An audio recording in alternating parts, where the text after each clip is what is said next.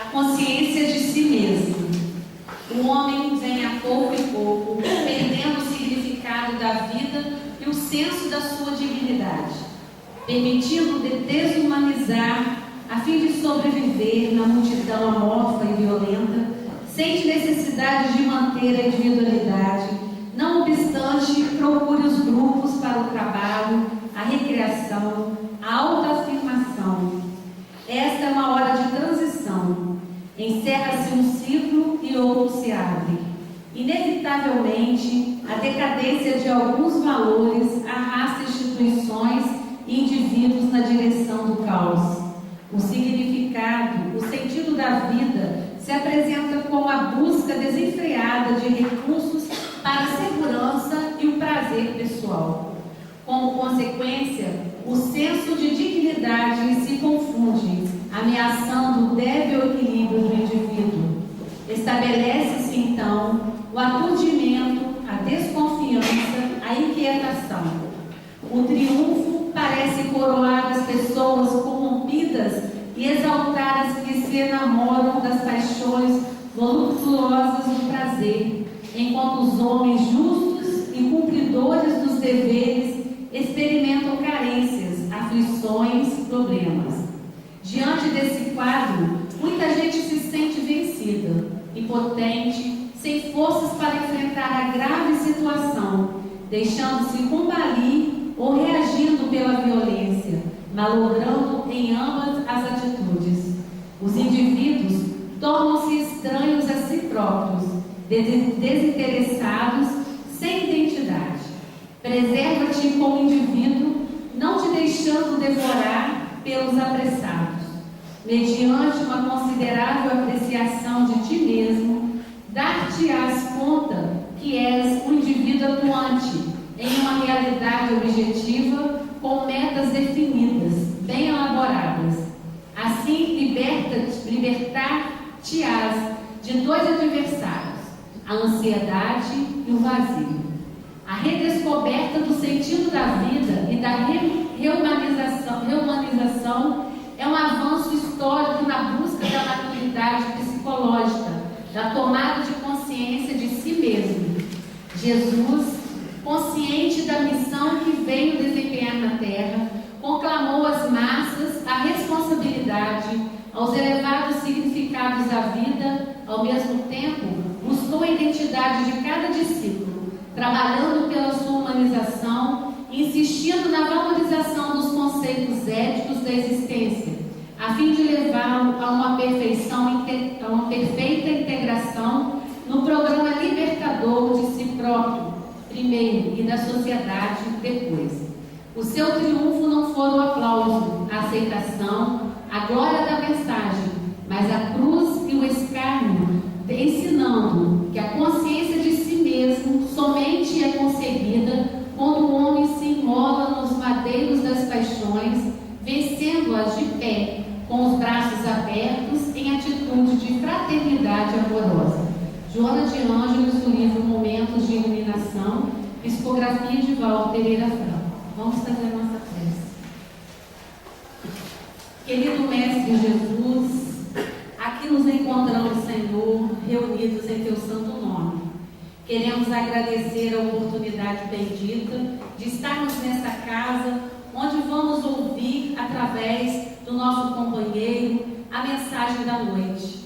E que essa mensagem possa calar fundo aos nossos corações, para que possamos assimilar os ensinamentos do Mestre Jesus, onde nós vamos melhorar o nosso comportamento, os nossos hábitos, as nossas atitudes e ser um homem de bem. Querido Jesus, ampare essa casa, a todos que aqui se encontram, quer encarnados e desencarnados, ampare o nosso palestrante na noite, para que ele possa ser amparado pelos espíritos amigos dessa casa e tenha a incumbência de ajudá-lo. Fique conosco, fique em nossos corações, hoje e sempre, que assim seja. Então, nós temos o nosso palestrante, João, né?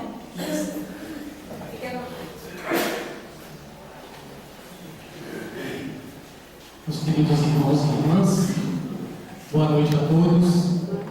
Que a paz de Jesus, o amigo incondicional de todas as horas, esteja conosco e entre nós. Aqueles, inegavelmente, eram dias especiais. Jesus, o governador do planeta terrestre, encontrava-se fisicamente entre nós. Passou a sua infância junto a seus pais, especialmente junto a José, aprendendo os ofícios da carpintaria.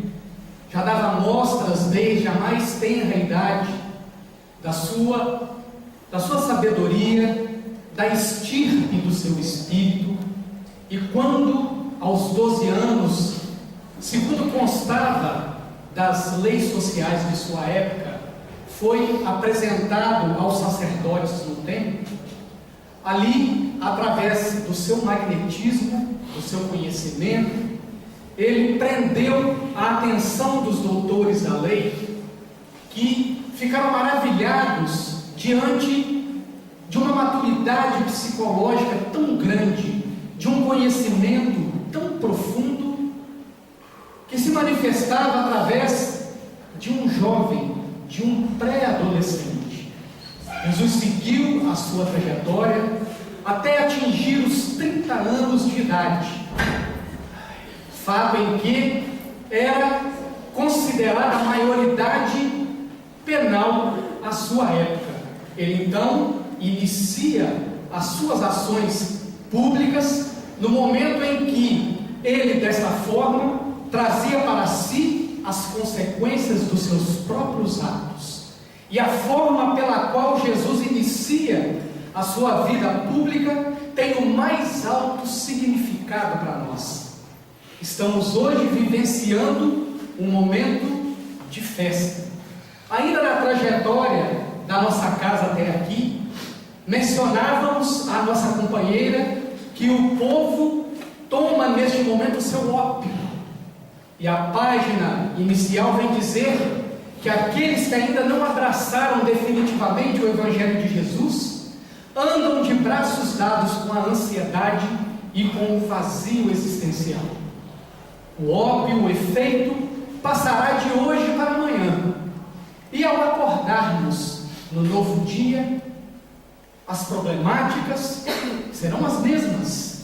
As dores estarão exigindo de nós que nós tomemos consciência delas, que nós procuremos solucioná-las, equacioná-las, conhecê-las, entender-lhes as mensagens que elas estão mandando nesse mundo ainda tão desconhecido para nós mesmos, no nosso mundo íntimo, enquanto a mensagem de Jesus grita há 2000 anos no psiquismo humano, convidando-nos a construir o reino de Deus dentro de cada um de nós. Somos portadores de recursos desconhecidos, mas que estão ao alcance de todos nós. E quando Jesus, nas bodas de Caná, transubstancia a água em vinho muito mais do que um efeito físico, temos ali exatamente a mensagem que ele veio nos deixar. Eu vim para mudar o ambiente. Eu vim para transformar o elemento comum da água, que é o pensamento e o sentimento materialista do ser humano comum, para o vinho da espiritualidade. Eu vim trazer a Jerusalém espiritual, a fim de que nós possamos começar a ser felizes desde já, para que nós consigamos tirar tudo aquilo que nós colocamos em cima, os nossos entulhos emocionais, em cima do Cristo que dormita no nosso interior, aguardando que a sua luz brilhe e que o Deus que cada um de nós traz dentro de si passe a nortear os nossos sentimentos, os nossos pensamentos e as nossas ações.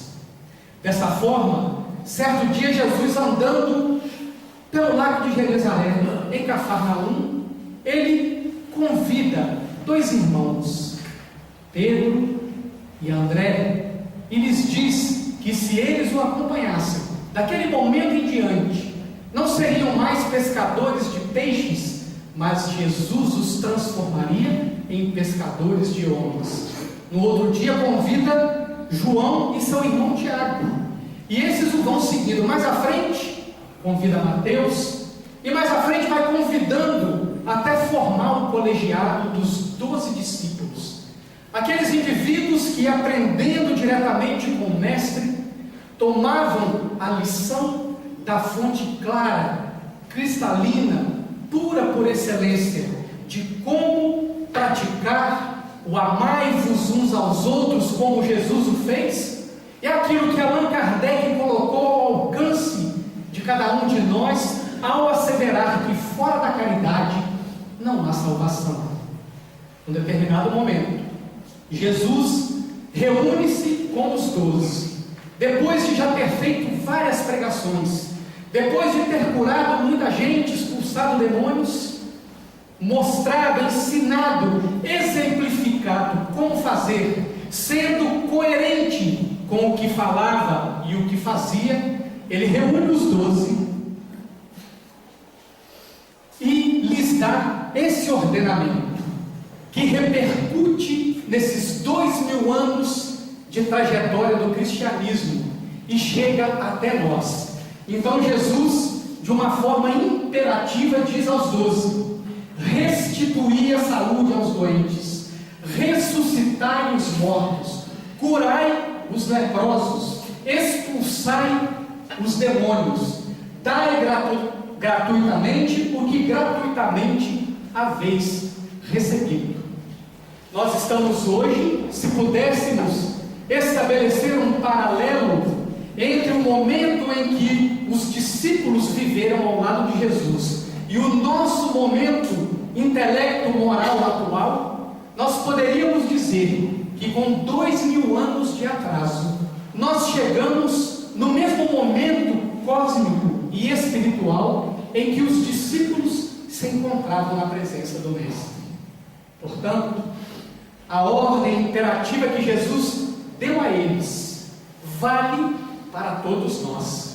Está ali Jesus nos mandando restituir a saúde aos doentes, ressuscitar os mortos, curar os leprosos, expulsar os demônios e dar-nos de graça o que nós recebemos de graça.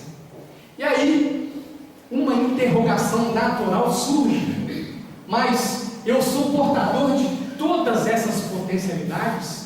Eu conseguiria executar tudo isso que Jesus ordenou aos discípulos e eles cumpriram?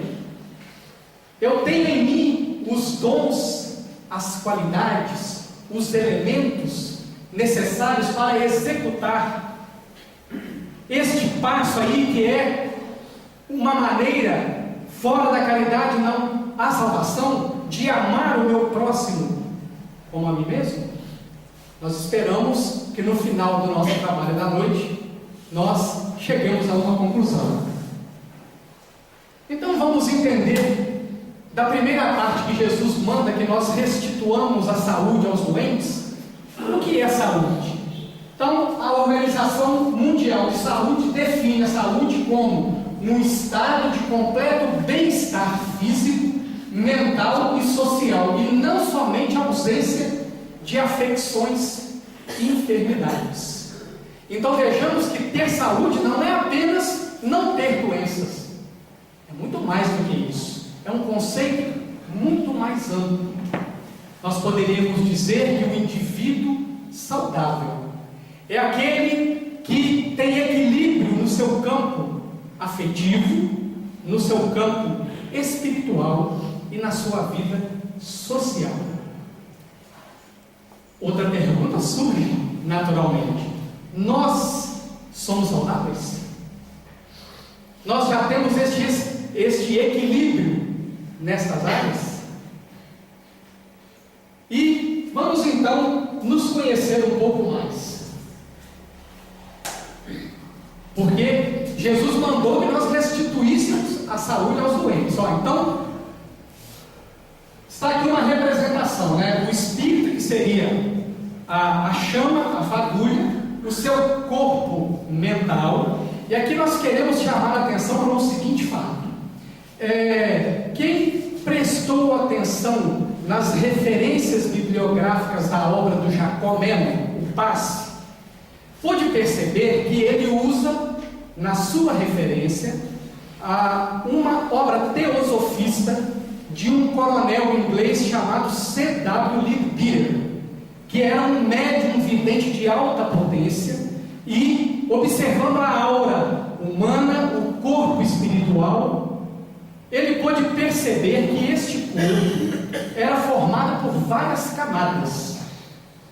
O Espiritismo, para popularizar a doutrina, reduziu essa informação a que o homem encarnado teria 3 corpos. Mas vamos nos recordar que na obra Nosso Lar, André Luiz conta que uma certa noite ele dorme, sai do corpo e vai visitar a mãe numa outra dimensão. Ora, se o espírito não fica sem o perispírito, com que corpo André Luiz foi visitar a mãe? Então essa interrogação corrobora o que a obra teosofista que é citado nas obras de Passe diz: são 7 os corpos de um ser humano encarnado. Ou seja, o nosso perispírito tem várias camadas. E ali, então nós temos o perispírito.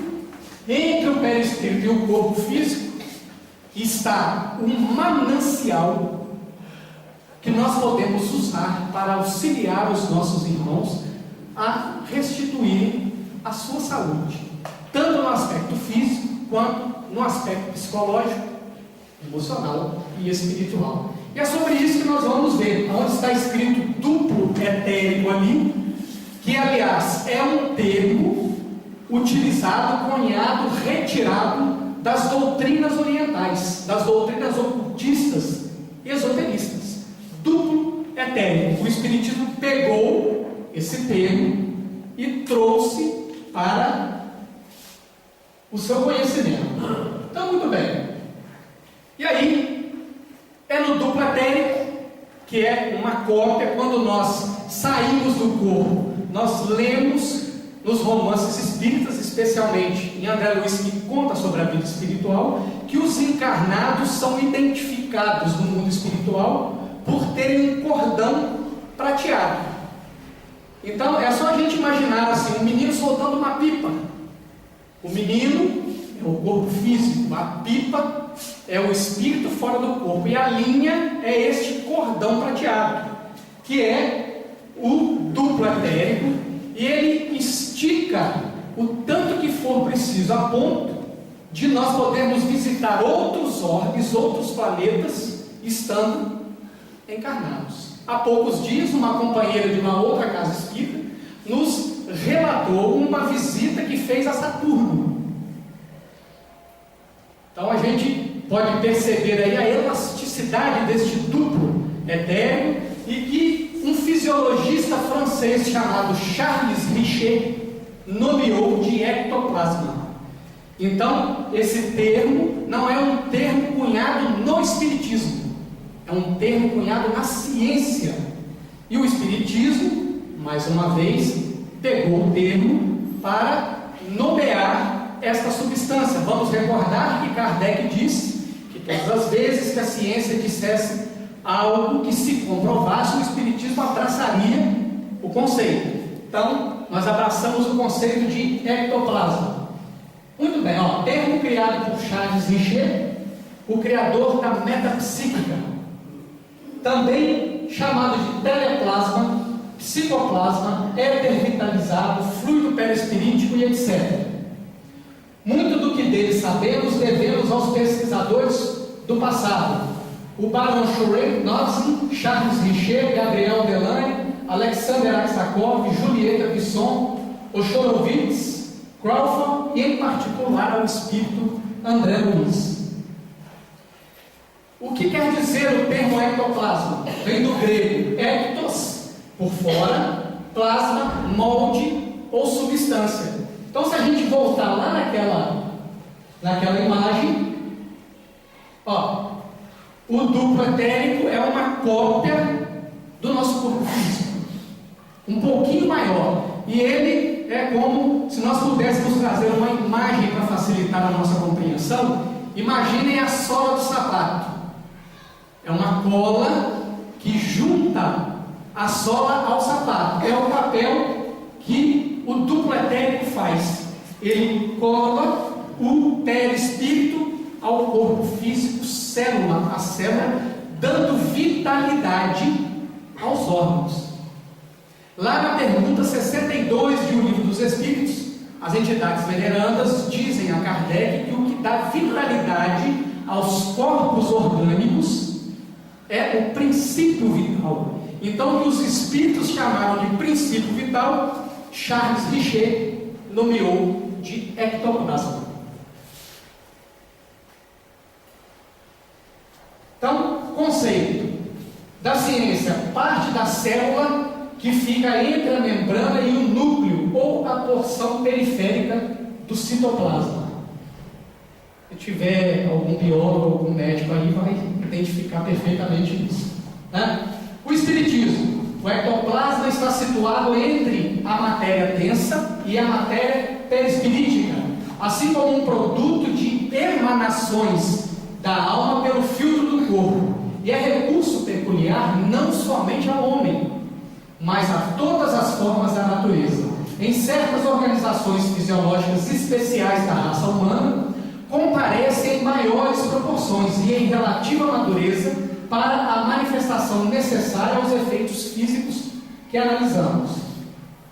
É um elemento amorfo, mas de grande potência e vitalidade. Pode ser comparado à genuína massa protoplásmica, sendo extremamente sensível, animado de princípios criativos que funcionam como condutores de eletricidade e magnetismo, mas que se subordinam invariavelmente ao pensamento e à vontade do médium que os exterioriza, ou dos espíritos desencarnados ou não que sintonizam com a mente mediúnica, senhoreando-lhe um modo de ser. Infinitamente plástico, dá forma parcial ou total às entidades que se fazem visíveis aos olhos dos companheiros terrestres, ou diante da objetiva fotográfica, dá consciência aos fios, bastonetes e outros tipos de formações, visíveis ou invisíveis, nos fenômenos de levitação, e substancializa as imagens criadas pela imaginação do médium ou dos companheiros que o assistem mentalmente afinados com ele. Exige-nos, pois, muito cuidado para não sofrer o domínio de inteligências sombrias, de vez que, manejado por entidades ainda cativas de paixões deprimentes, poderia gerar clamorosas perturbações. É oriundo do ser reencarnado. Olha uma informação importante. Portanto, não é produzido pelos espíritos desencarnados. Somente o encarnado produz ectoplasma. Substância que flui para fora do corpo físico do médium ectoplasta, de efeitos físicos, que é um fenômeno medianímico, através dos orifícios naturais do corpo, mais comumente pela boca, nariz e ouvidos, seja pelo inconsciente ou por inteligências externas. Características: aspecto e manuseio de difícil manipulação, por ser viscoso, não se molda facilmente, é frio, úmido, gorduroso, gelatinoso. Coloração: apresenta-se quase transparente, com reflexos leitosos, também escuro ou acinzentado, mas o mais frequente é na coloração esbranquiçada. Eu não estou parando muito para explicar, porque dizem que uma imagem fala mais do que 1000 palavras, não é isso? Então vamos às imagens. Ó, isso é o ectoplasma que nós temos. Uns em maior quantidade, e aqueles indivíduos que são muito agitados têm grande porção de ectoplasma. E no outro extremo, os indivíduos mais fininhos têm menos ectoplasma. Né? Então nós temos ali uma materialização médium, expelindo o ectoplasma em abundância pela boca, o Chico Xavier ao lado e um espírito materializado. É como se o espírito se vestisse. Né? A gente pode imaginar assim, um lençol, o espírito entra nele, mistura a sua energia, a energia do médium, ele se torna visível. Tão visível que nós podemos tocar, sentir a pulsação do coração, a pulsação sanguínea. Né? Então, Está ali o espírito materializado. Uma outra imagem, o ectoplasma saindo por outro orifício, pelo ouvido. Outra imagem, a médium deitada. E olha como a imagem diz, né? Se o ectoplasma é a energia da vitalidade, quando o médium doa essa energia em grande quantidade, conforme nós estamos vendo ali, é natural que a sua vitalidade diminua. Portanto, para que o fenômeno possa acontecer, o médium não pode estar consciente, com o corpo em atividade.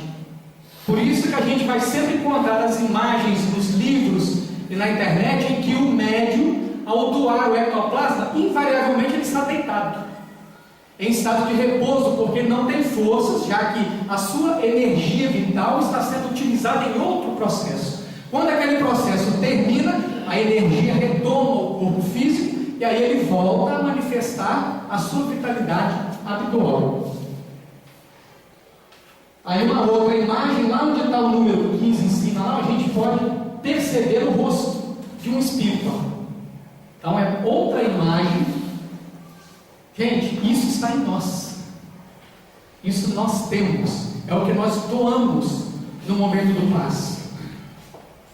É dessa forma que nós repomos a energia que, na pessoa que está necessitada, encontra-se doente ou com baixa produção. Então o médium passista, acoplado a um espírito, repõe essa energia. Nós repomos o ectoplasma pelos alimentos que nós ingerimos, pelas trocas que fazemos uns com os outros. Isso nós vamos ver mais à frente, né?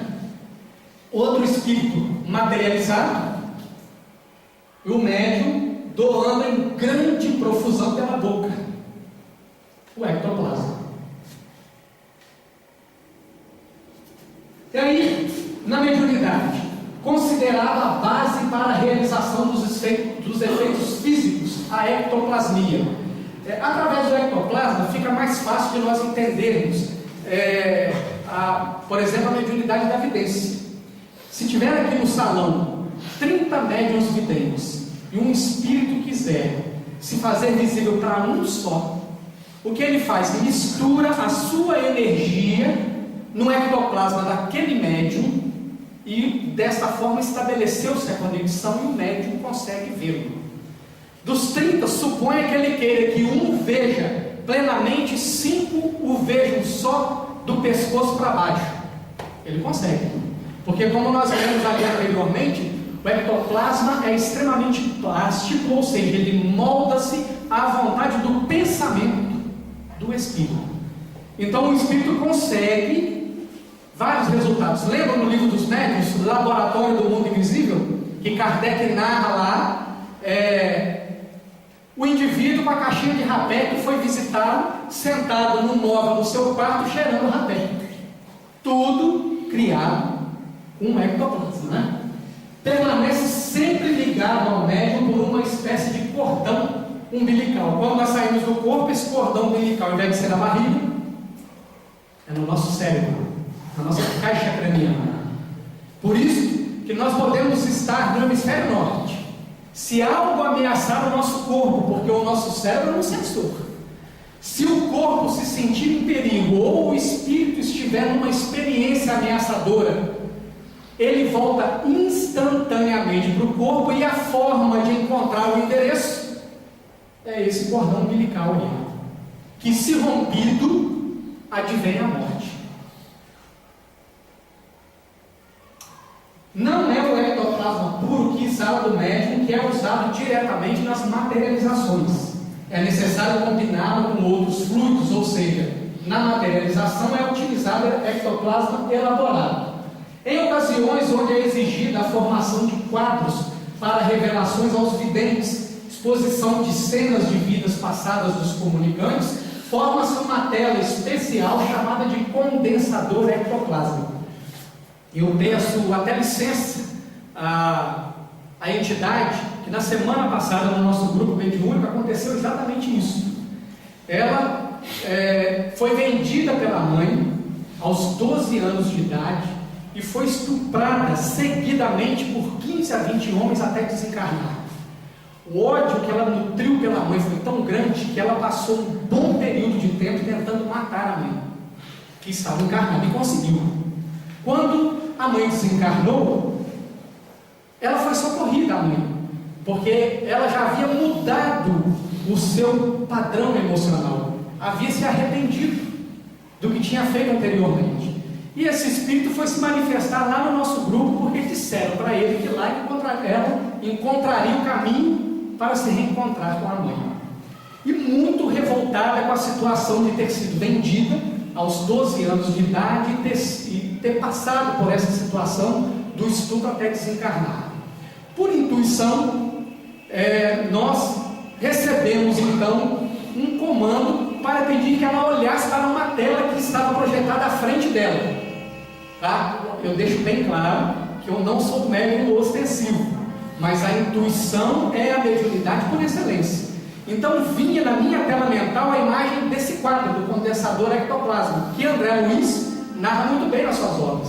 E eu pedi que ela então olhasse para essa tela, para que ela compreendesse, porque este foi um dos argumentos que ela usou. Como é que ela, aos 12 anos, poderia ter passado por um ato tão cruel?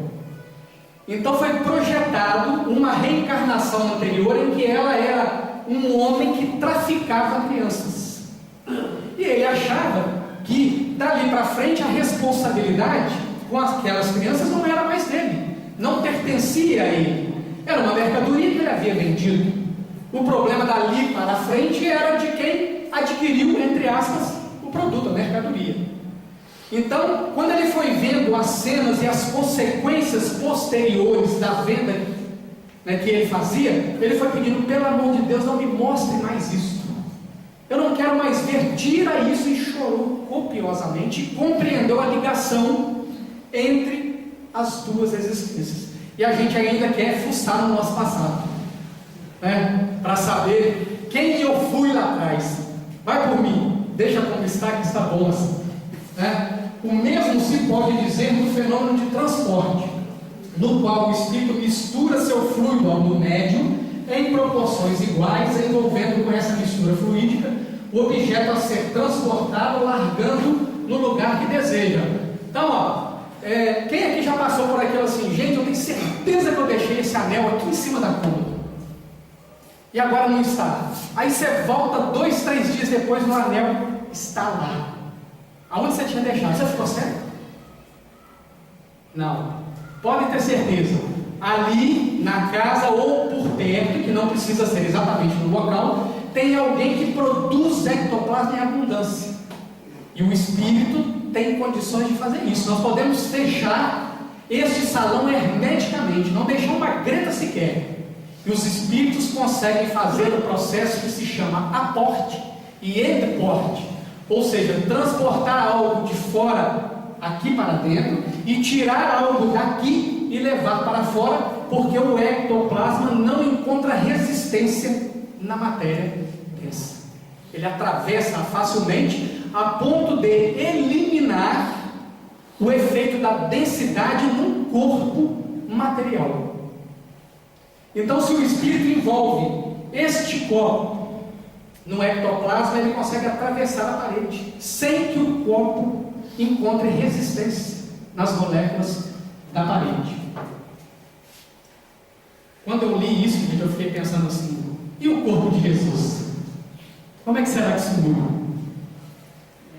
Penso que a grande maioria dos portadores de síndrome ectoplásmica, porque quem tem isso em abundância tem sintomas, especialmente se não usa o ectoplasma conscientemente. Olha a ordem de Jesus: restituir a saúde aos doentes. É sobre isso que estamos falando. Estamos nos conhecendo, sabendo dos recursos que nós temos, para que a partir de hoje a gente não fale mais assim: mas o que eu posso fazer? Eu não tenho recurso nenhum. Como é que eu vou praticar o fora da caridade que não há salvação, né? São altamente perceptivos as sensações, sentimentos e pensamentos. São muito intuitivos. Contudo, desconhecem a capacidade intuitiva que possuem e não reconhecem em si a mediunidade psicofônica. Até o momento, nunca conheci alguém que apresentasse a síndrome ectoplásmica e não possuísse mediunidade psicofônica. Ó, essa fala aí é do autor do livro Um Fluido Vital Chamado Ectoplasma. Se vocês não leram a obra, leiam. Isso que nós estamos exibindo aqui, nós retiramos dessa obra. Tem o nome dele aqui na frente, é Mathieu alguma coisa. Nós vamos ver. Na luz, por isso, na hora do passe, é preciso que esteja-se na penumbra ou com uma luz esmaecida. A luz do sol, a luz branca ou qualquer outra luz queima o ectoplasma, sofre a influência da luz do dia e da luz branca.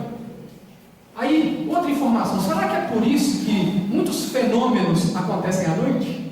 Porque durante o dia isso seria diminuído, dado a influência da luz do sol e da luz branca?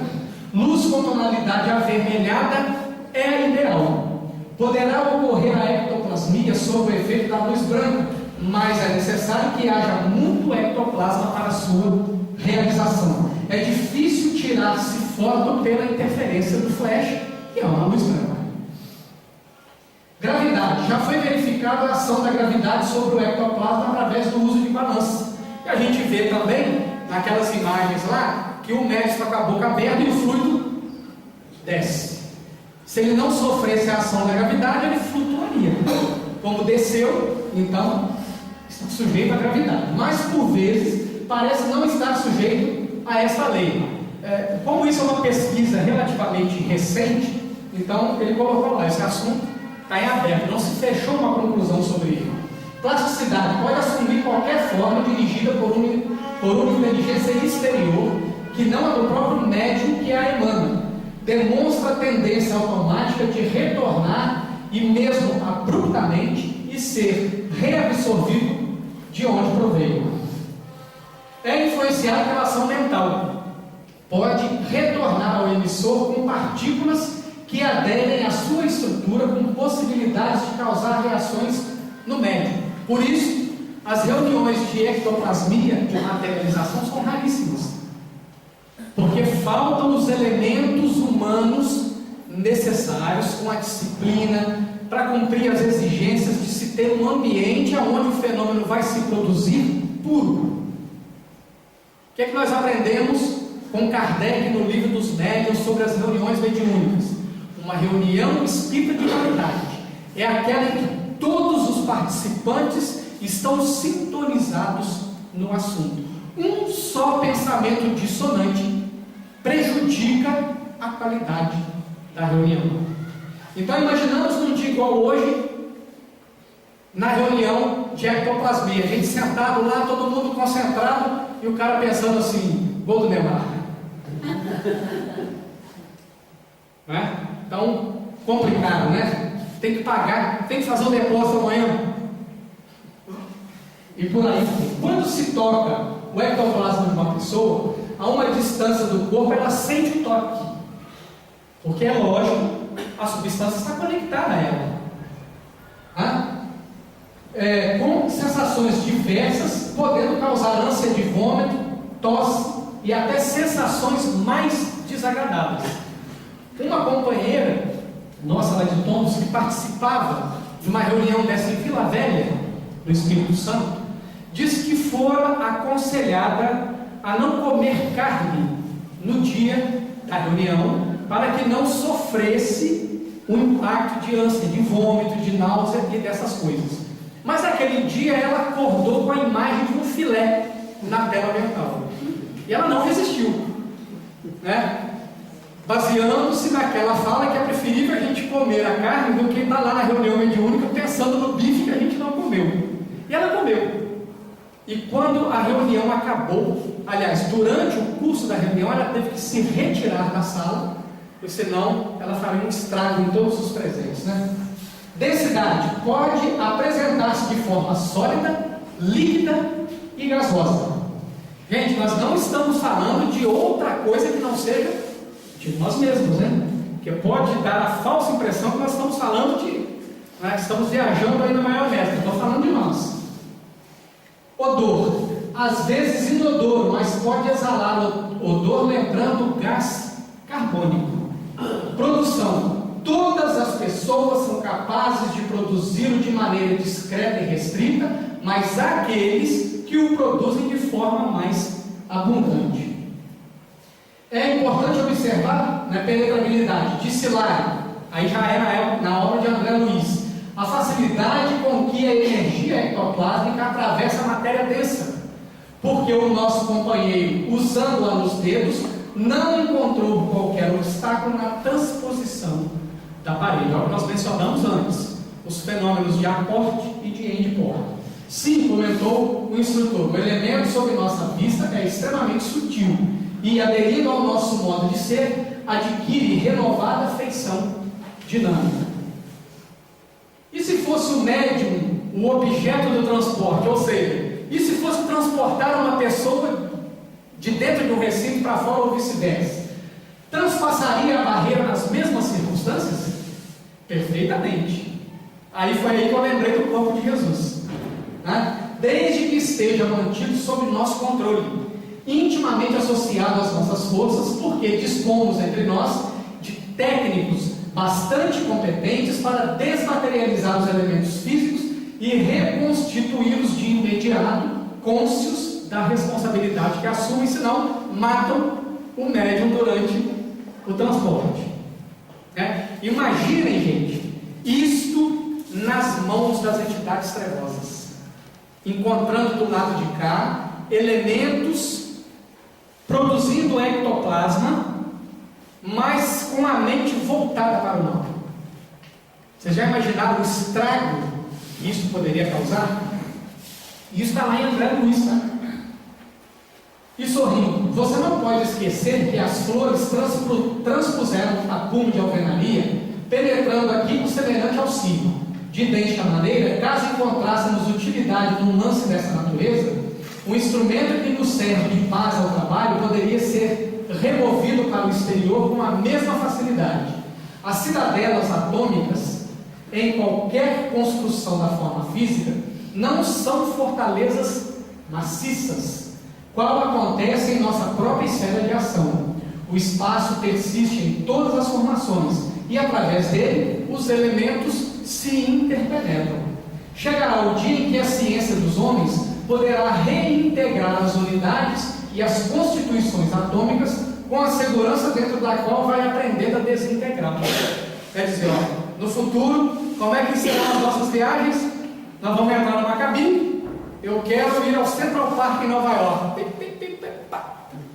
Desmaterializou aqui, materializou lá. Isso viajando a velocidade da luz. Quanto tempo nós gastaríamos a 300 mil quilômetros por segundo para chegar ao Central Park em Nova York? O tempo que nós gastamos para piscar os nossos olhos. Vai ser uma maravilha, não vai? Composição, combinação. Na sua formação podemos dividi-la em 3 elementos essenciais: fluidos A, forças superiores e sutis da esfera espiritual, os mais puros. Fluidos B, retirados do próprio médium e dos companheiros que o assistem, a mais difícil de manipular, por exigir condições específicas por parte do médium e da equipe no que tange a harmonização interior, a alimentação adequada, dentre outros fatores. A gente entende porque essas reuniões praticamente não existem mais nos dias de hoje. É difícil encontrar aqueles elementos ali para que a coisa flua, né? Aconteça sem riscos para o doador, né? Fluido C, energias retiradas da natureza terrestre e são os mais fáceis de manipular, porque as plantas têm, os animais têm. Nós vamos lembrar, André Luiz, que um quasímodo, um monstro que estava ali escondido, porque era um malfeitor do século XVII na França, e os inimigos dele, mesmo ele estando desencarnado, emitiam ondas mentais de tanta potência destruidora que o recurso utilizado foi reencarná-lo como um quasímodo. Ele tinha basicamente um tronco, a cabeça grande, e os braços e as pernas eram pequenininhos. E ele foi colocado no interior do Brasil, na zona rural. A mãe era o esteio, mas ela estava cometida de uma doença gravíssima, quase à beira da morte. E um espírito que tomava conta daquela propriedade rural. Olha que interessante. Um espírito que tomava conta daquela propriedade pediu ajuda. E o André Luiz vai lá com os instrutores, e o instrutor vai na natureza, colhe elementos, aplica nela, e ela subitamente é tomada por uma força extra que lhe faz ter vontade de tomar água. E tinha um recipiente de água próximo.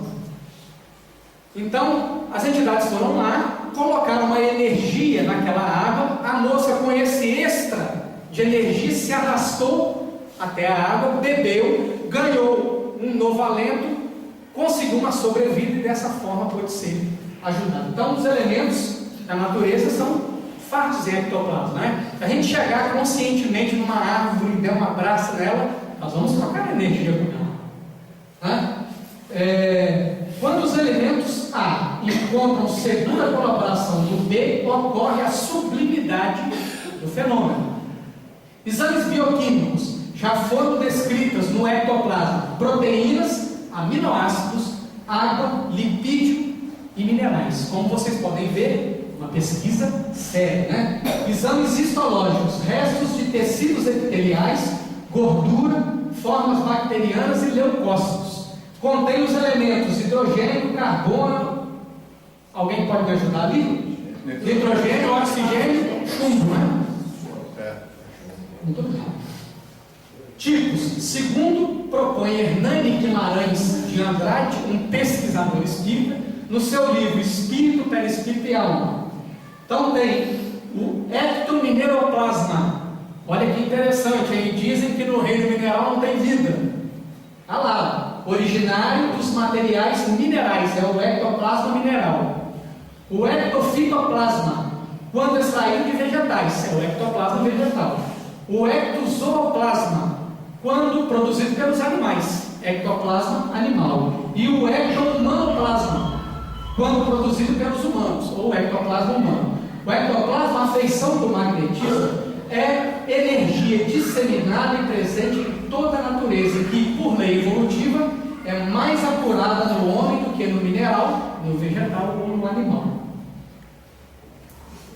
Formação: parece-nos que os fluidos resultantes da alimentação, da respiração e da atividade celular são carreados através dos chakras gástrico e esplênico, só para nós não perdermos a localização. O gástrico no umbigo, esplênico abaixo da costela,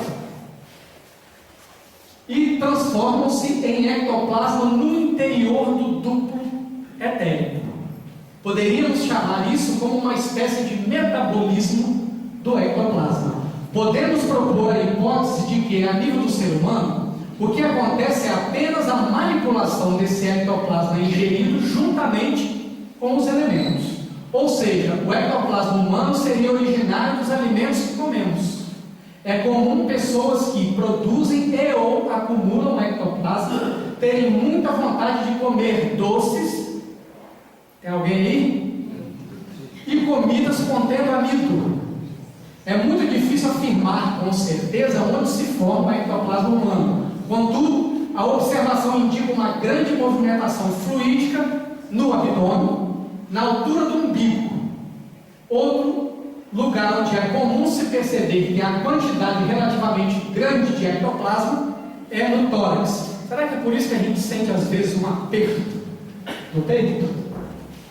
Ectoplasmia quer dizer o que acontece em torno do ectoplasma, né? Sendo fluido originado no corpo físico e dada a sua sensibilidade às ondas mentais, é natural que a qualidade do ectoplasma do médium esteja sujeita a seu estado energético como um todo, incluindo aí suas condições físicas, mentais, emocionais e espirituais. Olha o conceito de saúde da Organização Mundial de Saúde.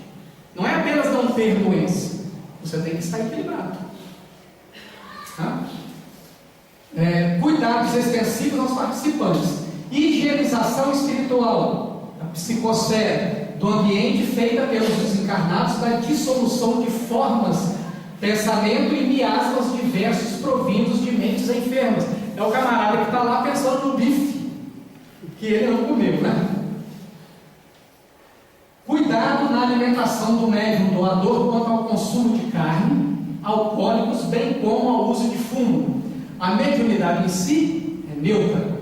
Portanto, o médium de ectoplasmia não necessariamente precisa ser portador de moralidade elevada, mas é um aspecto de muita importância pelo fato do médium exercer grande influência no fenômeno em si, causando vários trabalhos dobrados aos trabalhadores desencarnados se encontrassem em estado de desequilíbrio.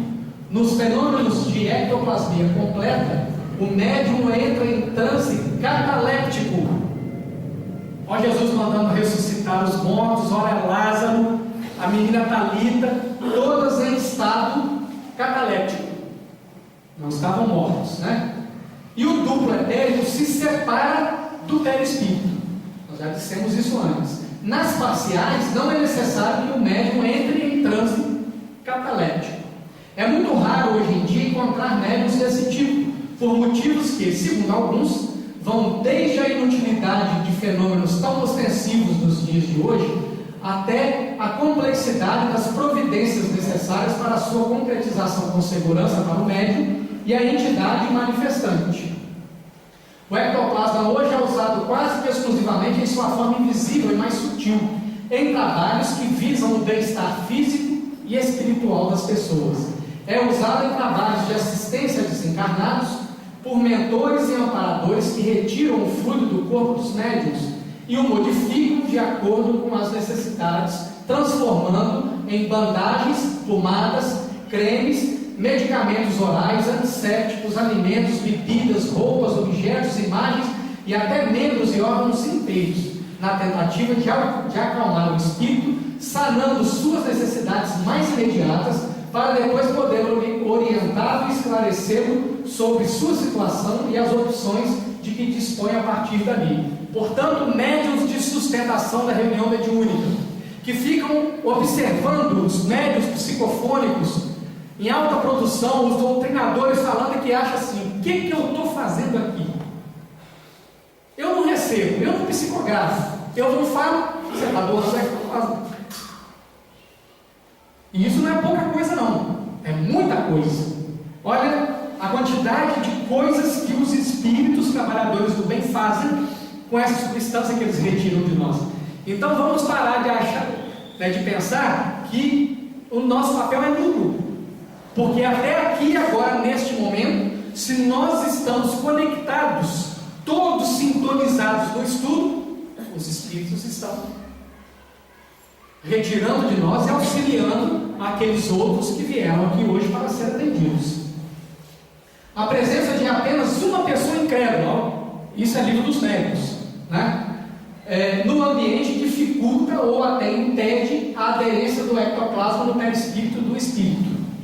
O ectoplasma está em si tão associado ao pensamento do médium quanto as forças do fio e informação se encontram ligadas à mente maternal. Olha que associação interessante, né? Em razão disso, toda a cautela é indispensável na assistência ao medianeiro. Alimentação. A alimentação natural, frutas, legumes e cereais integrais, assim como a hidratação, produzem menos ectoplasma. Alimentos processados, carboidratos, enlatados, refinados em geral, carne, produzem mais. Sintomas pelo acúmulo do ectoplasma. Chama a atenção que qualquer semelhança no que vocês vão ver aí não é mera coincidência. Então tá, no sistema digestivo, muita fermentação, gases intestinais, dilatação do abdômen. É como se uma pessoa estivesse engordando de um momento para o outro, mesmo estando a pessoa em jejum. Colites e gastrites, geralmente diagnosticadas pelos médicos como de fundo emocional. Esofagite, vômitos após as refeições sem causas aparentes. Enjoos, ânsias. Alguém tem isso aí com frequência? No sistema respiratório, bronquite, asma, falta de ar de modo geral, tosse crônica, necessidade de respirar profundamente. e nada parece que basta. Sensação de aperto ou dor no peito, que pode estar associado a taquicardia. Sensação de haver um objeto na garganta e não consegue engolir, aquela famosa bola na garganta, né? Pigarro crônico, mesmo para quem não fuma. Coriza, rinite, sinusite. Sintomas no aparelho auditivo: coceira no ouvido, otites, sensação de entupimento, sensação de que sai algo do ouvido, como se uma água escorresse. A gente leva a mão instintivamente, mas o ouvido está sequinho, não tem nada. Diminuição parcial e temporária da audição, zumbido no ouvido, zumbido constante. Lógico, gente, que esses sintomas isolados não querem dizer nada, mas combinados querem dizer muita coisa. Outros sintomas: enxaqueca, dor de cabeça, sensação de pressão na cabeça, lacrimejamento, bocejos intensos e relaxantes, peso nas pernas, inchaço, soluços. O sono não é reparador, acorda-se cansado, você dorme às 8 horas, 10 horas e você acorda cansado. Fadiga crônica, alergia principalmente na pele.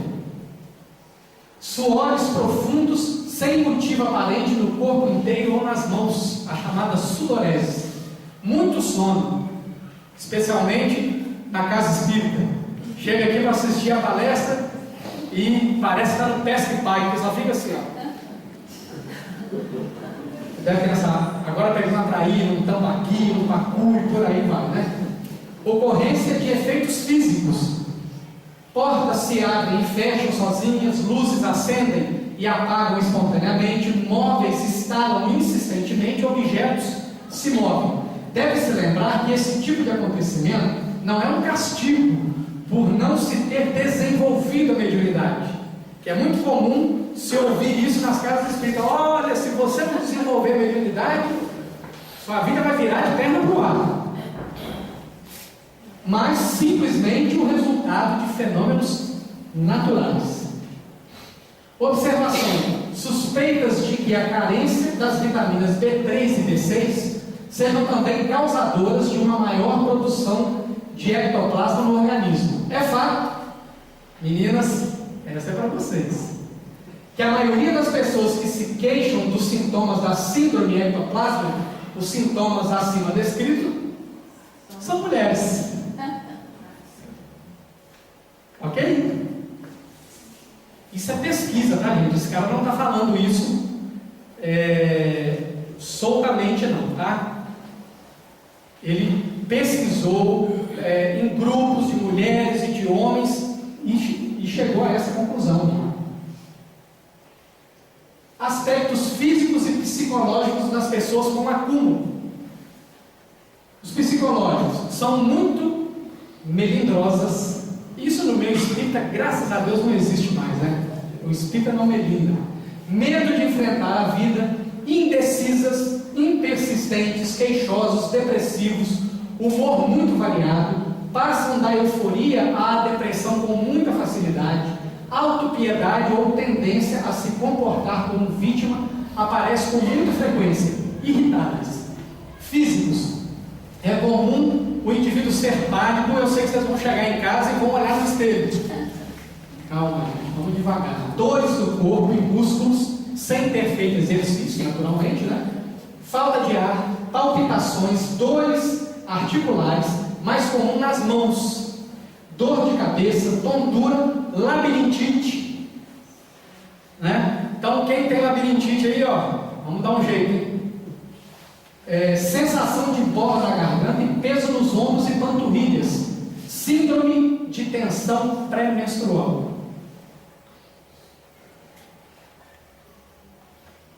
Sintomas quanto da sua liberação: necessidade de tossir, ânsia de vômito, sensação de calor e transpiração, mesmo em dias frios, peso no abdômen, eructações.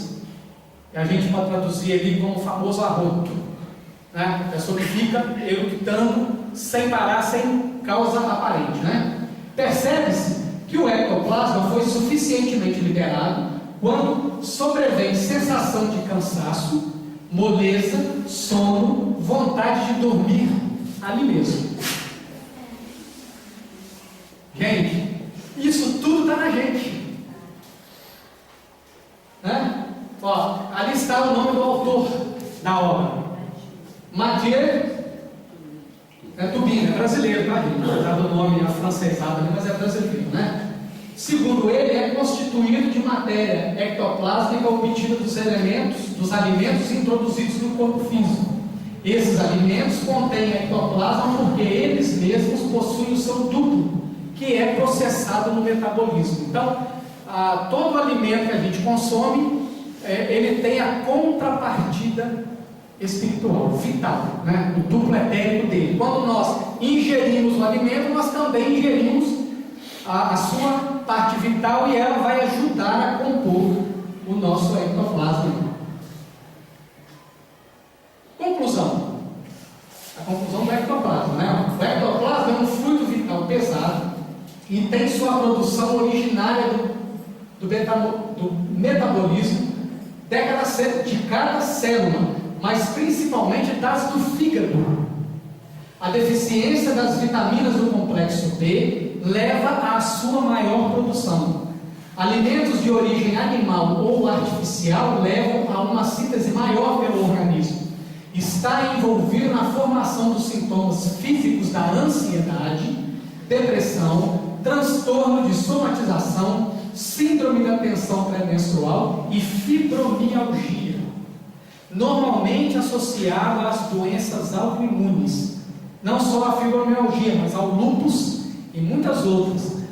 Temos uma companheira lá em Tombos que estava sendo tratada de lúpus, 8 anos tomando cortisona. Começou a trabalhar há uns 4, 5 anos, ordinariamente, metodicamente, sistematicamente, reunião mediúnica, passe das palestras e tal. No final do ano passado, ela levou os exames ao médico. O médico olhou para aqueles exames e falou: esse exame não é seu. Não, doutor, é sim. Não, esse exame não é o exame de uma pessoa que tem lúpus. Você vai repetir o exame e vai trazer para mim. E ela assim o fez, repetiu o exame, levou, o médico olhou, falou: ó, eu não sei o que aconteceu, mas esse exame não é seu? Não é. Porque ela começou a utilizar o ectoplasma, né? Ela começou a seguir aquela mensagem que Jesus falou para os 12: restituir a saúde aos doentes, a trabalhar para o próximo, a amar o próximo, a praticar a caridade, porque fora da caridade não há salvação, né? Também está presente em doenças clínicas como a enxaqueca e a úlcera gástrica e duodenal. Então, gente, está aí, ó, nós mostramos um recurso que todos nós temos. Então agora, quando o Centro Espírita Bom Jesus abriu uma turma de passista, a gente não tem mais desculpa para falar assim: ah, eu não estou pronto, ah, eu não estou preparado, eu não posso assumir essa responsabilidade, né? Vamos lembrar que a fala de Jesus é imperativa. Ele não diz lá assim: ah, vocês querem restituir a saúde aos doentes?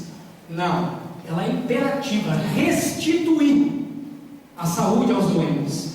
Quer dizer, se ele fala isso de forma generalizada, é que todos, com a devida preparação, podem fazê-lo. Então, a gente não tem mais desculpas a partir de agora. Nós descobrimos que nós temos esse manancial no nosso organismo, né, para a gente recusar os convites ao trabalho. Porque, como nós já dissemos aqui antes, trabalhadores da última hora. Então a nossa hora é essa e nenhuma outra mais. Se a gente não aproveitar a chance agora, as portas vão se fechar. Olha a parábola das noivas imprudentes. Serão 10. 5 prudentes e 5 eram nécias. Quer dizer, reencarnam 5 espíritos já com sabedoria e 5 sem sabedoria. Reencarnam juntos para que possam aprender com aqueles que mais sabem. Quando deu meia-noite, as nécias que não haviam trazido óleo saíram para comprar. Quer dizer, mais preocupados com as coisas da vida material, não cuidavam das coisas do Espírito. Meia-noite a porta fechou. Olha que imagem simbólica. É um mundo de transição, é o que nós estamos vivendo agora. E foi lido na página inicial. Estamos no momento de transição. Na hora que a porta dessa transição se fechar, quem se candidatou ao mundo de regeneração pelo trabalho em benefício do semelhante? Está dentro. Quem deixou para depois, quando eu aposentar, vou deixar para a próxima reencarnação, vai embora daqui. Isso é muito claro. Então, aí a segunda parte lá, Jesus vai dizer assim: curai os leprosos. Então nós buscamos lá a parte física, depois nós vamos buscar o fundamento espiritual, né? A hanseníase é uma doença infecciosa e contagiosa causada por um bacilo denominado Mycobacterium leprae. A hanseníase não é hereditária e sua evolução depende de características do sistema imunológico da pessoa que foi infectada. Muito bem. Informa o espírito Amélia Rodrigues a origem da hanseníase, que a ciência não consegue explicar, o espiritismo explica, cuja história deste doente é relatada por Marcos no texto que é objeto de estudo. Vocês lembram lá que Jesus passava por um lugar, 10 leprosos pediram a Jesus que fossem curados. Jesus curou-os, né? Só um voltou para agradecer e continuar, né, seguindo Jesus. O leproso de hoje, lá da época de Jesus, contaminou-se espiritualmente em pretérito próximo. Ontem, soberbo e egoísta, banhou-se nas lágrimas dos oprimidos, abusando do corpo como os ventos bravios nas tamareiras solitárias. Quer dizer, entregou-se às paixões bravias sem se preocupar com as consequências. Abusou do corpo, devia ter um corpo físico bonito, né? Bem elaborado, vistoso, e utilizou isso especialmente nos trâmites da sexualidade, né? Retornou aos caminhos de tormento em si mesmo atormentado, para ressarcir penosamente. O legado que hoje recebeu é de responsabilidade antes que de merecimento. O Pai misericordioso não deseja a punição do filho rebelde e ingrato, mas a sua renovação, né? Então, quando Jesus manda que a gente cure, a gente não tem que se questionar o que o indivíduo vai fazer com a cura que ele obteve. O nosso papel é amar. O que ele vai fazer com a sua saúde é problema dele.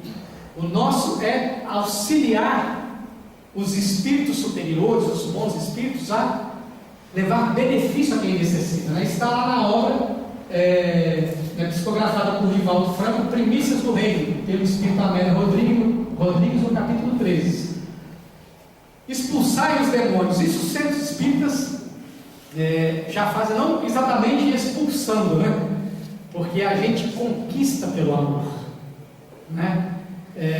A gente já leu frases que diz que a doutrinação é a arte do convencimento. Hoje nós diríamos que a doutrinação é a arte de tocar pelo amor. Então, como podemos neutralizar a influência dos espíritos de natureza inferior?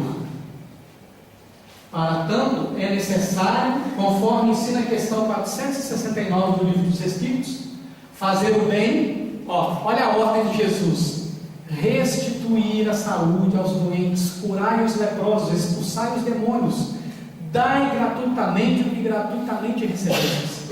Então, quando a gente está na ação do bem e colocar toda a nossa confiança em Deus, guardai-vos, acrescentou o benfeitor espiritual, que respondeu à referida questão, de atender às sugestões dos espíritos que vos suscitam os maus pensamentos, que sopram a discórdia entre vós outros e que vos insuflam as paixões más.